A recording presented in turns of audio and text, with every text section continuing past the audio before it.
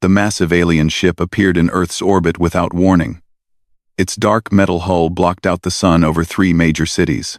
People on the ground looked up in fear and wonder as the ship cast shadows across the planet. Ambassador Zethkar stood in the ship's command center. His purple skin gleamed under the bright lights.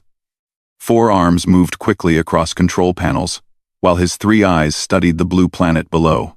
Behind him, other aliens from different species watched and waited. "This world looks promising," said Commander Vex Lin, a tall creature with gray skin and no hair. "The humans seem to be everywhere. Perfect for our needs." Zethkar nodded his large head. "Yes, these humans will make excellent servants. They look strong enough for heavy work. And they breed quickly, so we will have a steady supply." The aliens had done this many times before. They would arrive at a new world, demand tribute, and take what they wanted. Most species gave in quickly. Those who refused were destroyed from orbit. On Earth, emergency meetings were happening in every major government building. President Chen sat in the White House Situation Room, surrounded by advisors and military officials. The alien message had been clear and simple. General Morrison read the message again. "They want 10,000 humans, our finest specimens, they say, to serve as workers, servants, and entertainment for their empire." "Entertainment?" asked President Chen. Her face was calm, but her hands were tight fists on the table. "We believe they mean gladiator fights, hunting games, things like that," said the Secretary of Defense. "Other species they've conquered have reported similar demands." The room fell quiet. Everyone knew what this meant. The aliens wanted slaves.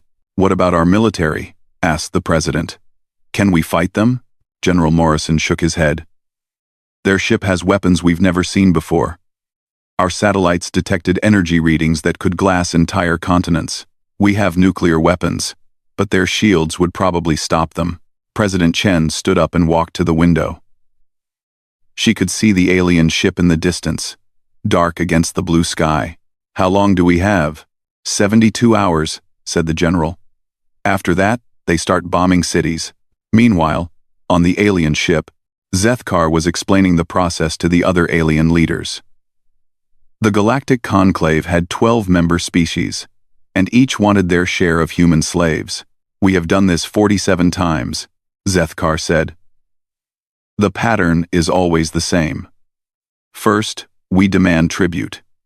If they refuse, we destroy one city.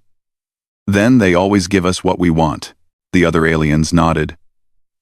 They had seen this before with the Kepler colonies, the vegan settlements, and dozens of other worlds. Humans would be no different.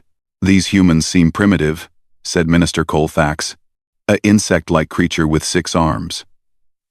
"Their technology is centuries behind ours. They still use chemical rockets to leave their planet." "Perfect," said Zethkar. "Primitive species make the best slaves. They don't try to escape or rebel as much." Back on Earth, President Chen had called an emergency session of the United Nations. Leaders from every country appeared on screens around her. The conversation was heated and desperate. "We cannot give them our people," said the Prime Minister of England. "It goes against everything we believe in. But if we refuse, they will kill millions," replied the President of Brazil. "Maybe we should negotiate. Offer them something else." President Chen listened to the arguments for an hour. Some wanted to fight. Others wanted to surrender. A few suggested trying to hide 10,000 people and hope the aliens couldn't tell the difference. Then Admiral Reyes spoke up. He was the head of naval intelligence and rarely talked in these meetings. "What if we give them exactly what they asked for?" The room went quiet. Everyone stared at him. "Our finest specimens," Admiral Reyes continued. "The best humanity has to offer." "You mean our best scientists? Our athletes? Our leaders?" asked the French president. Admiral Reyes smiled. But it was not a happy smile. "No. I mean our finest killers. Our best at survival. Our most dangerous people." President Chen understood immediately. "You're talking about the prisons, death row, maximum security, military prisoners, war criminals. The worst of the worst. Admiral Reyes pulled up files on his tablet. We have about 12,000 people in various facilities who will never see freedom again. People who have done terrible things. The German Chancellor looked confused. But they asked for our best people. And these are our best, said Admiral Reyes. The best at killing. The best at surviving impossible situations. The best at making other people's lives miserable. The aliens think they want slaves, but what they're really asking for is soldiers. President Chen felt something she hadn't felt in days. Hope. The question is, she said slowly, will these prisoners cooperate? Admiral Reyes laughed. Ma'am, if you tell a man on death row that he can take his anger out on alien oppressors instead of sitting in a cell waiting to die, what do you think he'll say? Over the next 24 hours, a secret operation began. Military transports moved quietly between maximum security prisons. Offers were made to the worst criminals in human custody. The deal was simple. Volunteer for an alien work camp, or stay in prison, and probably die when the aliens start bombing cities. Most of them volunteered. Colonel Marcus Kane was the first to sign up. He had been sentenced to 10 life terms for war crimes in 3 different countries. When the guards came to his cell, he was doing push-ups. Alien slaves, huh? Kane said after hearing the offer. Sounds better than this place. When do we leave? Dr. Sarah Voss was next. She had killed 17 people with biological weapons before getting caught. She smiled when she heard about the aliens. Interesting, she said. I've always wondered how alien biology works. This could be educational. Within 48 hours, the transport ships were loaded. 10,000 of humanity's most dangerous criminals were ready for departure. Most were excited about the opportunity. A few were confused. All of them were angry at the world. President Chen sent the reply to the aliens. Tribute accepted. Preparing shipment. Zethkar was pleased when he received the message. These humans were smarter than most species. They understood their place in the universe. He had no idea what was coming. The 3 prison transport ships moved slowly through space toward the alien collection point. Each ship was built like a fortress, with thick metal walls and multiple security systems. Inside, 10,000 of Earth's most dangerous people waited in holding cells. Colonel Marcus Kane pressed his face against the small window in his cell door. He could see other prisoners across the corridor. Most of them looked excited rather than scared. This was the first time many of them had been off Earth. Hey, Doc, Kane called to the woman in the cell next to his. What do you think these aliens look like? Dr. Sarah Voss looked up from the book she was reading. Probably like nothing we've ever seen. Different evolution. Different environment. Could be anything from giant insects to living gas clouds. Kane grinned. I hope they bleed. 3 cells down, Viktor Petrov was doing sit-ups on his cell floor. He had been Russia's most feared assassin before getting caught. 27 confirmed kills. All important people. He stopped exercising and listened to the conversation. The question, Victor said in his thick accent, is whether they feel pain. If they feel pain, we can work with that. The guards walking the corridors tried not to listen. They knew what these people had done. Mass murderers, terrorists, war criminals. The worst humanity had to offer. But somehow, they seemed more like soldiers preparing for battle than prisoners going to slavery. Captain Lisa Rodriguez was in charge of Transport Ship 2. She had volunteered for this mission because she wanted to see what happened. The orders from Earth were strange. Deliver the prisoners, then leave immediately. No rescue attempts, no contact afterward. It's like we're delivering a weapon, she told her second officer. Maybe we are, he replied. Meanwhile, at the alien collection station, Commodore Vexeslin was preparing to receive the human tribute. The station was huge, designed to process thousands of slaves at once. Holding pens, medical examination areas, and transport bays were all ready. The human ships are approaching, reported Lieutenant Zixtar, a young officer with bright green skin. They look very different from other species we've encountered. Vexeslin studied the images on his screen. The human ships were ugly and functional, like flying metal boxes. No artistic design, no elegant curves, just practical engineering. Primitive, he said. But that's what we expected. The first human ship docked with the station. Vexlin and his security team went to the docking bay to oversee the transfer. They expected scared, crying humans begging for mercy. That's what usually happened. Instead, they found something else. The prisoners walked off the ship in organized groups.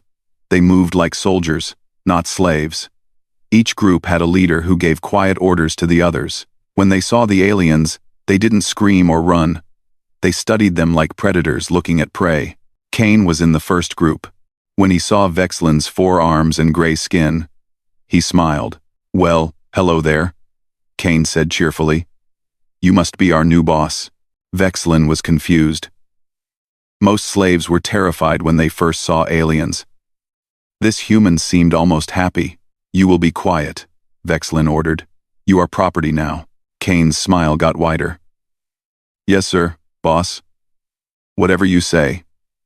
Behind Kane, the other prisoners were whispering to each other. They were studying the aliens, counting weapons, looking for weaknesses. Dr. Voss was taking mental notes about alien biology. Victor was calculating how many ways he could kill the guards. The transfer took 6 hours. 10,000 humans were processed through the station's systems.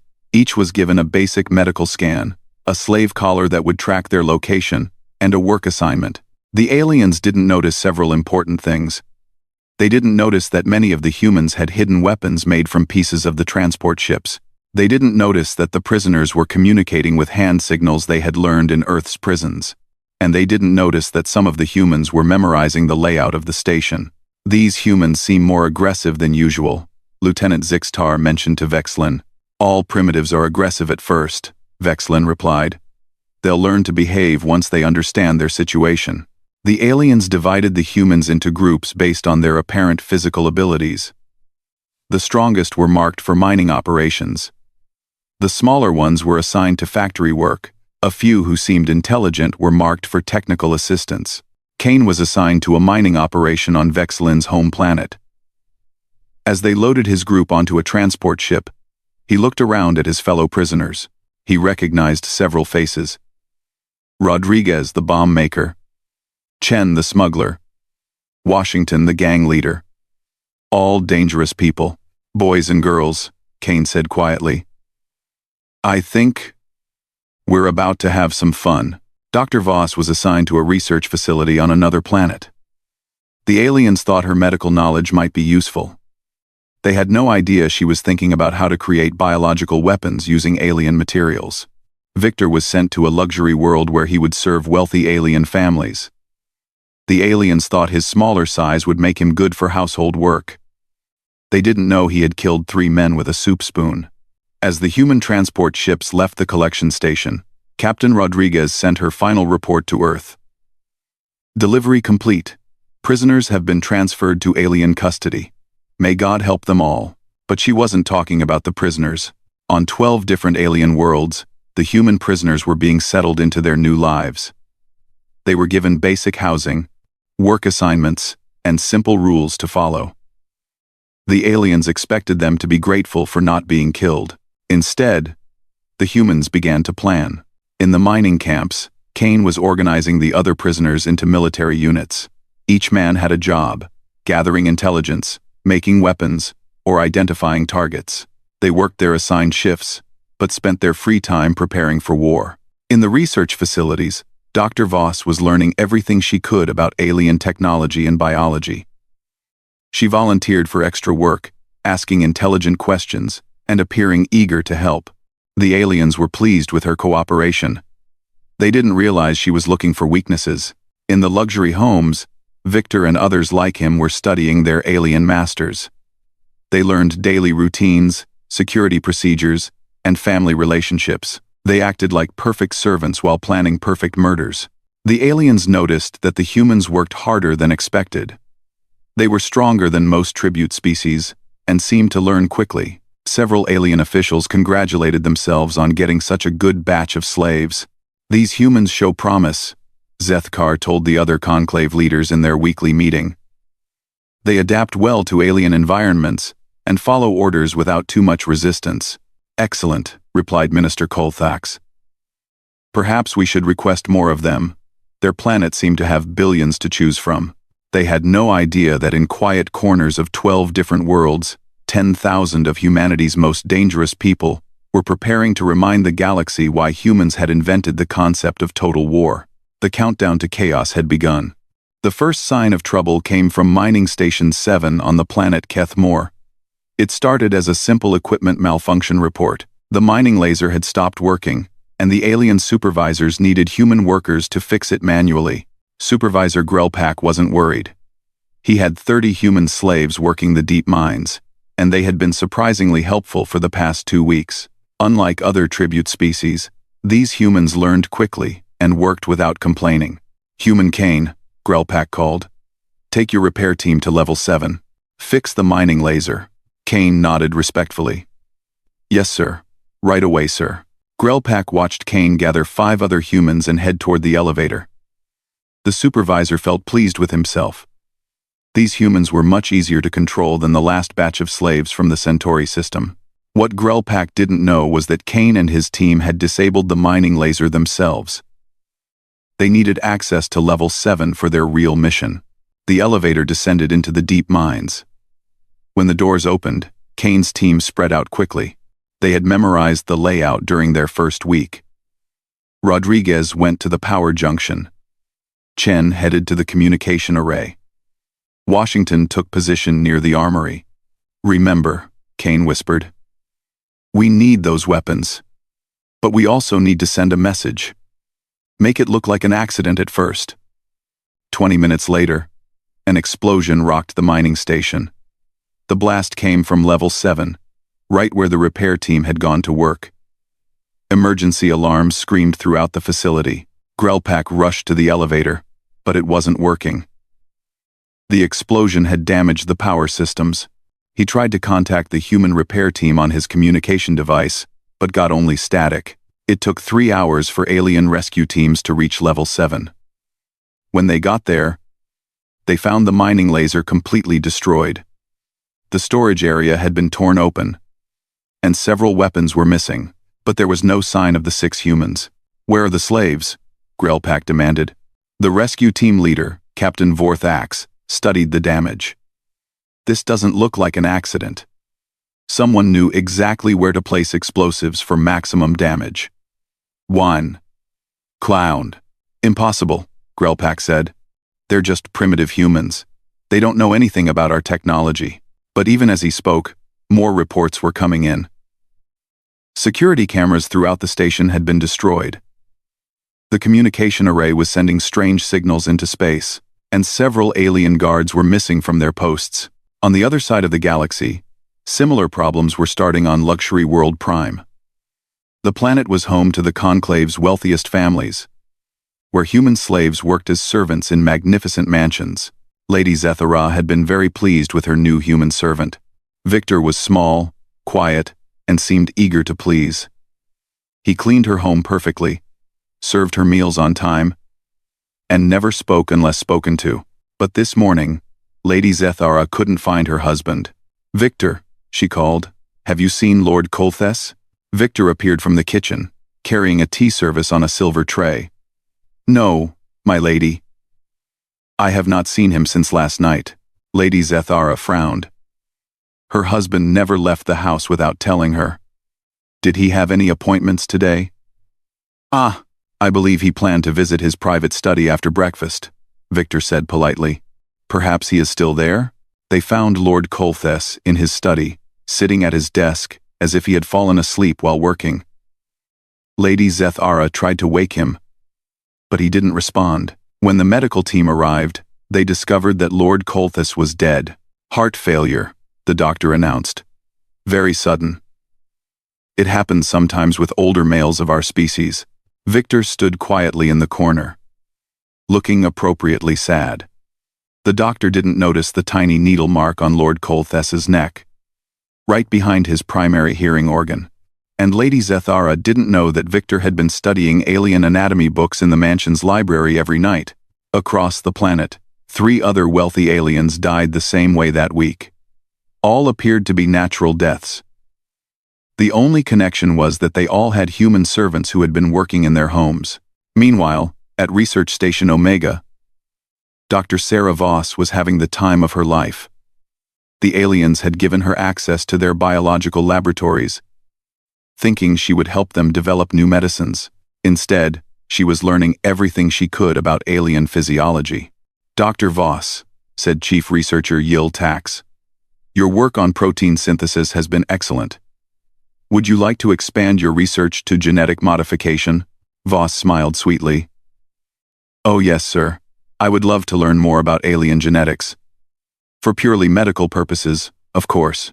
What Yil Tax didn't realize was that Voss had already isolated 17 different alien toxins and figured out how to synthesize 12 of them. She had also discovered that most aliens were allergic to a common Earth bacteria that could be easily modified. That night, while the alien researchers slept, Voss worked in the lab. She had been building her supplies for days, taking small amounts of materials that wouldn't be missed. Now she had enough to begin Phase 2 of her personal research project. She called it Biological Warfare 101, an interspecies study. Back on Mining Station 7, Kane and his team had been busy. The missing weapons had been distributed to other human prisoners throughout the facility. The aliens still hadn't found them, because Kane had taught his people how to hide in the station's maintenance tunnels. More importantly, Kane had made contact with the other slave species working in the mines. The station also held prisoners from 3 other conquered worlds: blue-skinned people from the Vega system, crystalline beings from the Rigel colonies, and furry creatures from somewhere near Sirius. These slaves had been working for the aliens for years. They were broken, hopeless, and terrified of their masters. But Kane was teaching them something new. "You don't have to be afraid anymore," Kane told Veltar, one of the blue-skinned vegans. "We can fight back." Veltar shook his head frantically. No, they will kill us all. They have weapons, ships, armies." Kane smiled and pulled out an alien energy pistol. "So do we now." Word spread quickly through the slave quarters. The humans were organizing a resistance. They had weapons and a plan. More importantly, they didn't seem afraid of the aliens at all. "But how do you fight without fear?" asked Crystalline Being 47. Its species didn't have individual names anymore. "Fear is a choice," Kane explained. "These aliens bleed. They die. They make mistakes. They're not gods. They're just bullies with better technology." The concept was revolutionary to the other slaves. For years, they had been taught that resistance was impossible. The aliens were too powerful, too advanced, too cruel. But these humans acted like the aliens were just another enemy to be defeated. On the luxury worlds, more wealthy aliens were dying mysterious deaths. The patterns were subtle. A heart attack here, a brain hemorrhage there, a sudden allergic reaction to something they had eaten hundreds of times before. The only witnesses were usually human servants, who all seemed deeply saddened by their masters' deaths. The alien authorities were starting to notice, but they didn't see the connections yet. The deaths were spread across different worlds, in different cities, affecting different families, and they all appeared to be natural causes. Victor was already planning his next target when he received an interesting communication. Hidden in the mansion's communication system, he found a signal from other humans on other worlds. Short, coded messages that would mean nothing to alien listeners. The messages said, "Phase 1, complete. Moving to Phase 2. Happy hunting." Victor smiled as he deleted the message.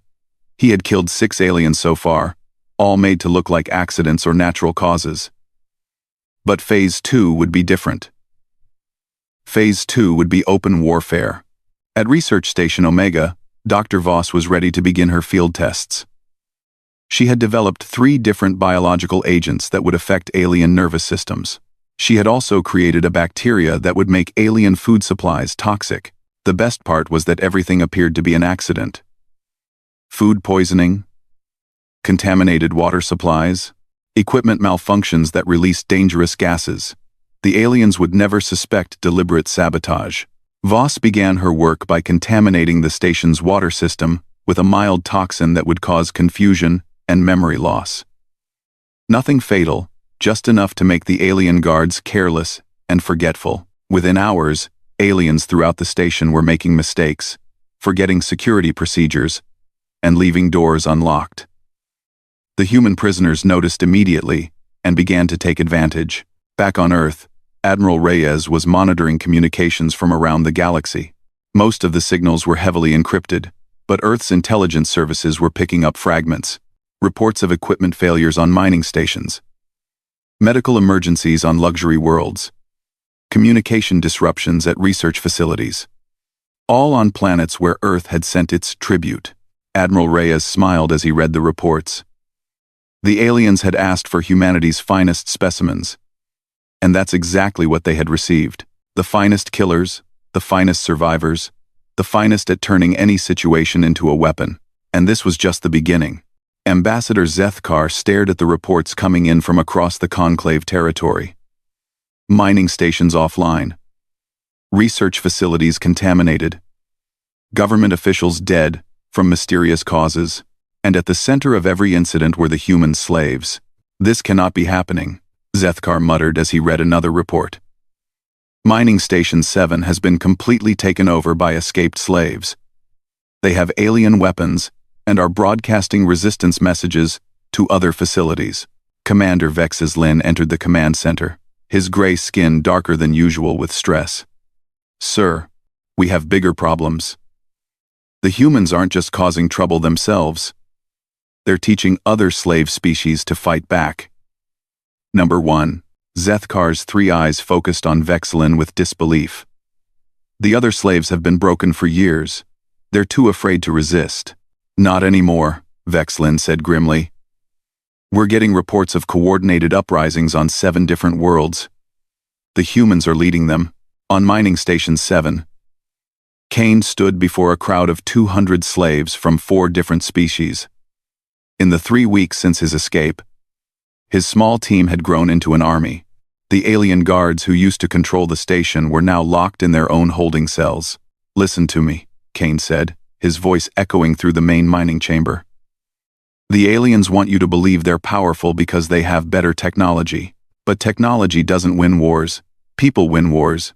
A young vegan slave raised her blue hand nervously. But they have ships in orbit. They could destroy this whole station. Kane smiled.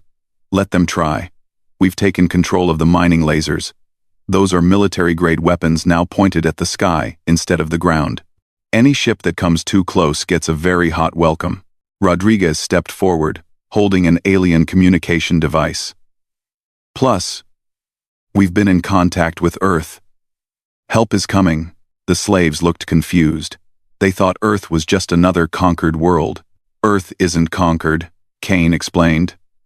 The humans here are volunteers. We came here to cause exactly this kind of trouble. Earth sent its most dangerous people to teach you how to fight back. On Luxury World Prime, the situation was getting worse by the hour. Victor and his fellow human servants had moved from assassination to open terrorism. Wealthy alien families were finding bombs in their homes, poison in their food, and armed humans in their private gardens. Lady Zethara cowered in her panic room as explosions rocked her mansion. Victor stood outside the reinforced door, speaking calmly through the intercom. My lady, please come out. I have something to show you. You're insane, she screamed. Security forces are coming. Victor chuckled. Your security forces are dead, my lady. We killed them first. It's amazing how easily aliens die when they're not expecting violence. Through the mansion's window systems, Victor could see fires burning across the city. 23 human servants had simultaneously turned against their alien masters. The local police were overwhelmed, and military reinforcements were 3 hours away. But Victor had learned something interesting from the mansion's computer systems. He had found the communication codes for other conclave worlds. More importantly, he had found slave transportation schedules. Rodriguez, Victor spoke into his stolen communication device. Are you seeing this data? Rodriguez's voice came back through the static. Confirmed. Slave shipments leave here every week for 12 different worlds. We can track them all. Then we know where to send our message, Victor replied. At Research Station Omega, Dr. Voss's biological warfare experiments had exceeded her wildest expectations. The alien research staff was dead or incapacitated, and the human prisoners had taken control of the entire facility. But Voss had discovered something much more valuable than weapons. She had found the Conclave's central database of conquered species. Every slave world, every broken civilization, every race that had been forced to serve alien masters. There are hundreds of them, Voss told her fellow humans as they gathered in the main laboratory. Entire civilizations that have been enslaved for decades, and they're all connected through the Conclave's communication network. Former gang leader Chen looked up from the computer terminal he was working on. Can we contact them? Better than that, Voss said with a wicked smile. I can give them the tools to kill their masters. She held up a small biological sample container. This little beauty is a modified Earth bacteria. It's harmless to every known slave species, but deadly to all Conclave member races. I can transmit the genetic code to any world with basic laboratory equipment. The implications were staggering. Instead of just freeing themselves, the humans could potentially free every enslaved species in Conclave territory. Meanwhile, on the Conclave homeworlds, panic was spreading through the government. Minister Colthax called an emergency session of the ruling council. The situation is out of control, he announced to the 12 alien leaders. We have lost contact with 17 facilities, 3 research stations, and an entire mining world. The humans are not behaving like normal slaves. What do you mean? Asked Secretary Velnash, her insect features twitching with anxiety. They fight like soldiers, Colthax explained.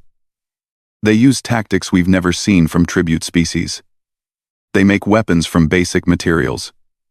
They coordinate attacks across multiple facilities. And worst of all, they don't seem afraid of death. General Horthak, the Conclave's military commander, studied tactical displays showing the affected areas. These aren't random uprisings.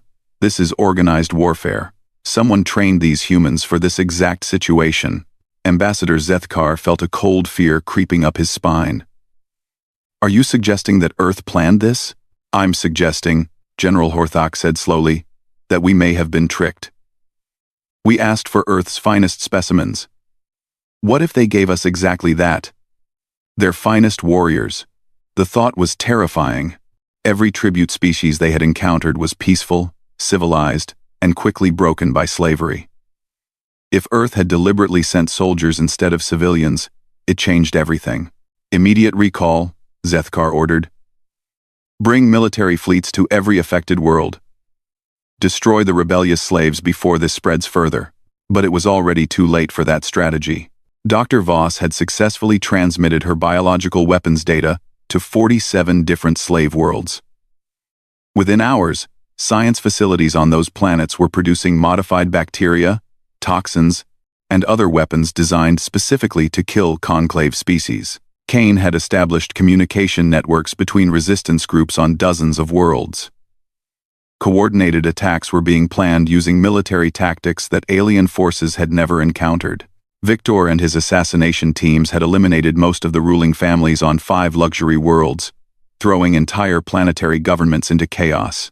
Most importantly, the message was spreading. Earth had not surrendered. Earth had sent help. Earth was coming. The effect on slave morale was electric.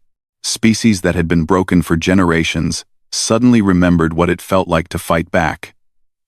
The humans had shown them that the aliens could bleed, could die, could be beaten. On the mining world of Kethmore, a massive slave uprising began when the vegan workers took control of the planetary defense systems. Using tactics learned from Kane and his team, they turned mining equipment into artillery and processing facilities into fortresses. On the research planet of Omega Centauri, slaves from 12 different species worked together to sabotage the Conclave's biological weapons programs. Dr. Voss's team had taught them that science could be a weapon, and they were using it with deadly effectiveness. On the agricultural world of Prime Harvest, alien plantation owners woke up to find their slave workers had vanished overnight, taking every piece of farming equipment that could be turned into a weapon. The humans had taught them guerrilla warfare tactics, and they were using the planet's vast farmlands as cover for hit-and-run attacks. General Horthak looked at the tactical displays with growing horror. Red warning indicators marked rebellions on 37 worlds. Yellow alerts showed suspicious activity on 60 more. The Conclave's thousand-year empire was falling apart in a matter of weeks. "How many humans did Earth send us?" he asked. 10,000, Zethkar replied. 10,000 individuals have destabilized our entire civilization, General Horthak said in disbelief. "What kind of species does that?" Deep in the communications center of a captured mining station, Kane was asking himself the same question about the aliens. He had been monitoring Conclave military transmissions, and what he heard made him laugh. The aliens were terrified. Their fleets were being recalled from patrol duties to deal with slave uprisings. Their governments were in chaos. Their entire economy was grinding to a halt. "Rodriguez," Kane called to his communications specialist. "Send a message to Earth. Tell them Phase 3 is ready to begin." "What's Phase 3? Asked one of the vegan fighters who had joined Kane's unit. Kane smiled as he looked up at the stars through the station's observation dome. "Phase 3 is when Earth's real military shows up to rescue us. The aliens had wanted humanity's finest specimens.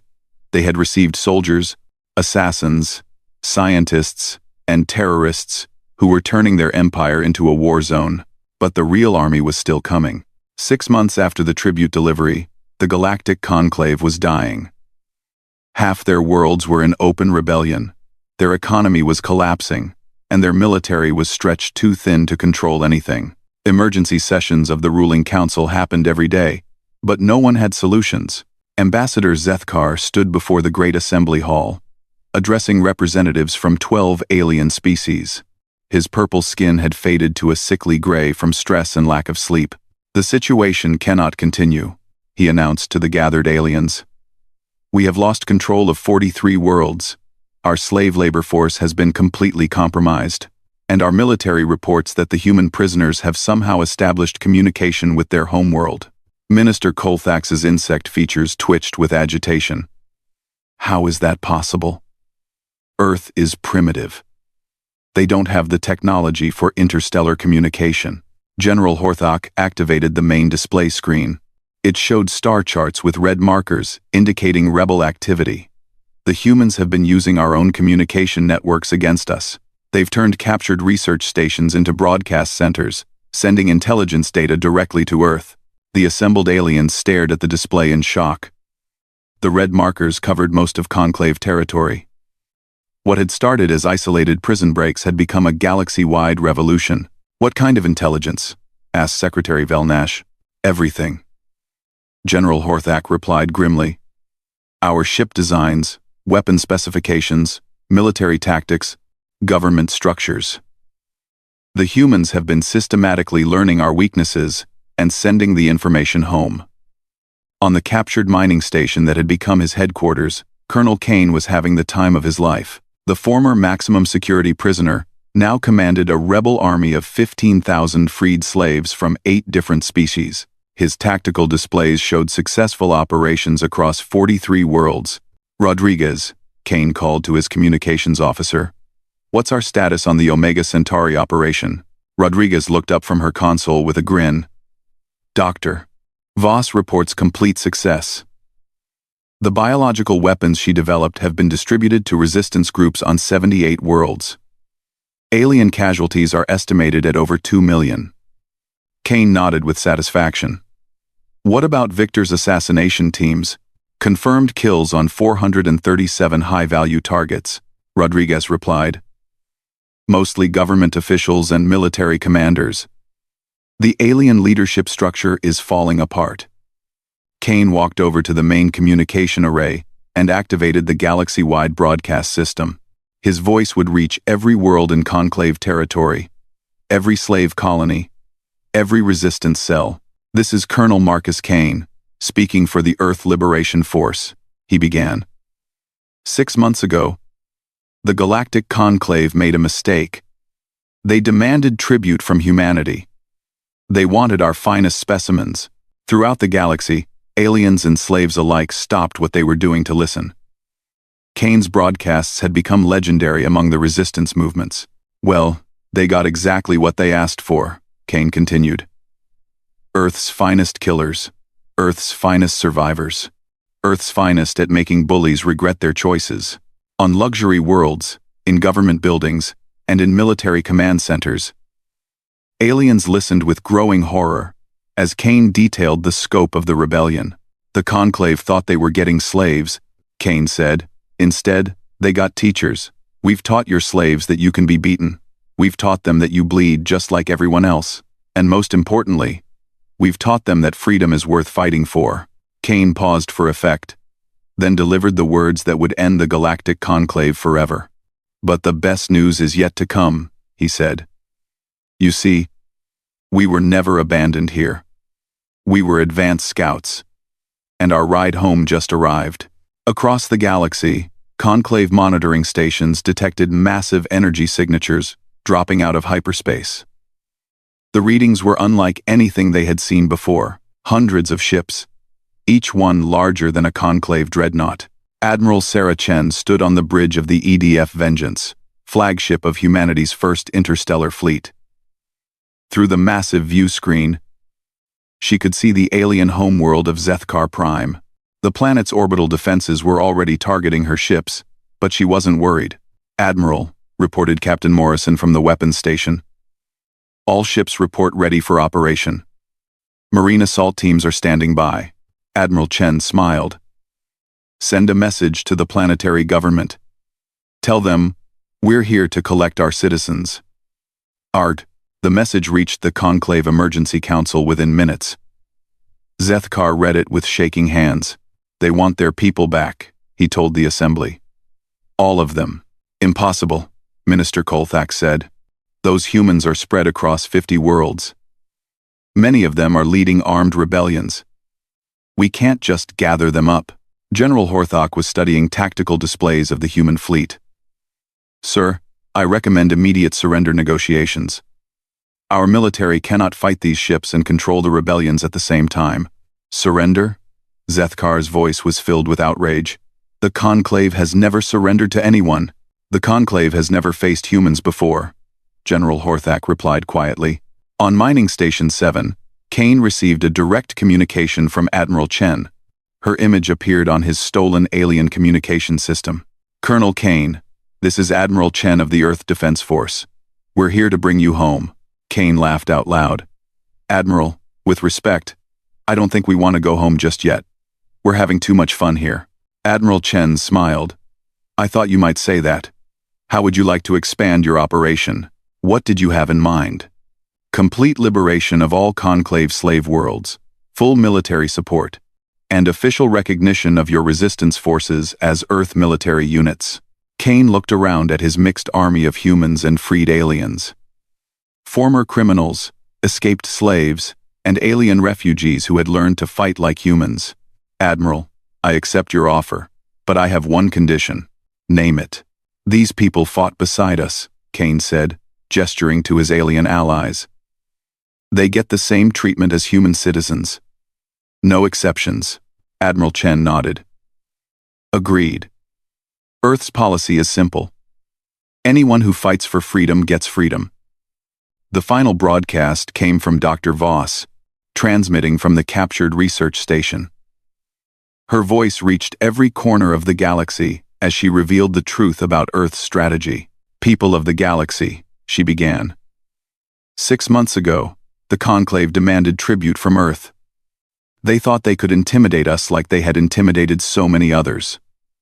In government buildings across Conclave space, alien officials listened with growing understanding of how badly they had miscalculated. But Earth doesn't negotiate with bullies, Dr. Voss continued. So we gave them exactly what they asked for, our finest specimens, our most dangerous criminals, our people who had nothing left to lose and everything to gain. She paused, then delivered the killing blow to Conclave morale. And now you know the truth about humanity, she said. Our worst criminals are still better soldiers than your best military. Our prisoners are more dangerous than your armies. And our outcasts have more honor than your entire civilization. The broadcast ended with a simple message.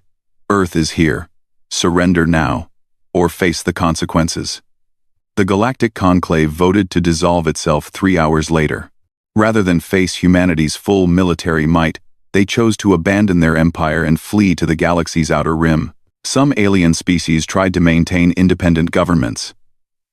They were quickly contacted by newly freed slave populations who had learned human military tactics. Most surrendered without a fight. Within 1 year, the former Conclave territory had been reorganized into the Galactic Liberation Alliance. Earth provided military advisors, but the real leadership came from the freed slave species who had learned to value freedom above all else. Colonel Kane was offered a full pardon and a position as Earth's ambassador to the new alliance. He turned down the pardon. "I earned my place in prison," he said, "but I also earned my place here." These people need someone who understands how to fight when everything seems hopeless. Dr. Voss established the Alliance Medical Research Council, developing treatments for species that had been neglected under Conclave rule. Her previous crimes were forgotten in light of her contributions to galactic health. Victor became head of the Alliance Intelligence Service. His skills at assassination were redirected toward protecting the new government from anyone who might try to restore the old system. But the best part of the entire operation was the message it sent to the galaxy. When the final reports were compiled, the numbers told the story. 10,000 human prisoners had liberated over 500 million slaves. 43 worlds had been completely freed from Conclave control. The most powerful empire in the galaxy had been destroyed in 6 months. Earth's actual military had never fired a single shot. The lesson was clear. Humanity didn't just refuse to be bullied. They turned the bully's own demand into a weapon and used it to free everyone else. Ambassador Zethkar, now hiding on a remote planet in the Outer Rim, sent one final message to Earth before disappearing forever. "You won," the message said. "But how did you know it would work?" President Chen's response was broadcast galaxy-wide. "We didn't send you slaves. We sent you a warning. The real question is, why didn't you listen?" The former Conclave territory became known as the Free Zone, a region of space where slavery was impossible and bullies learned to regret their choices. Earth maintained a small fleet there, not as conquerors, but as teachers. And in the deepest, darkest corner of the galaxy, other species that might have been considering expansion into human space reconsidered their plans. After all, if humanity's criminals could destroy an empire, what could their actual military do? Most decided they didn't want to find out.